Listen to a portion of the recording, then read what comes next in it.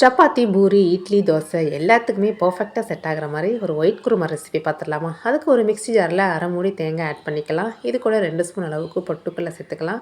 காரத்துக்காக 2 பச்சை மிளகாய் சேர்த்துக்கிறேன். இதில் பச்சை மிளகாய் மட்டும் தான் காரத்துக்கு சேர்த்துக்கிறோம். நீங்கள் கூட குறைய அட்ஜஸ்ட் பண்ணிக்கலாம். இது கூட ஒரு 5 பல்லு பூண்டு, ஒரு பெரிய துண்டு இஞ்சி, 1/2 ஸ்பூன் சோம்பு ஆட் பண்ணிக்கிறேன். ஒரு சின்ன துண்டு பட்டை, 2 கிராம்பு சேர்த்து இது எல்லாத்தையும் சேர்த்து நல்லா ஒரு ஃபைன் பேஸ்ட்டாக அரைச்சி எடுத்துக்கலாங்க. நல்லா இந்த அளவுக்கு அரைச்சி எடுத்துக்கலாம். இப்போ ஒரு குக்கரில் கொஞ்சமாக எண்ணெய் விட்டு சோம்பு பொரிய விட்டுருங்க.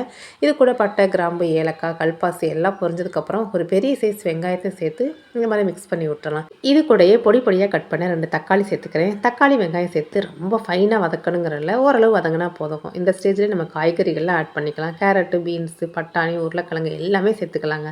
நான் இன்றைக்கி உருளைக்கிழங்கு ஆட் பண்ணிக்கிறேன்.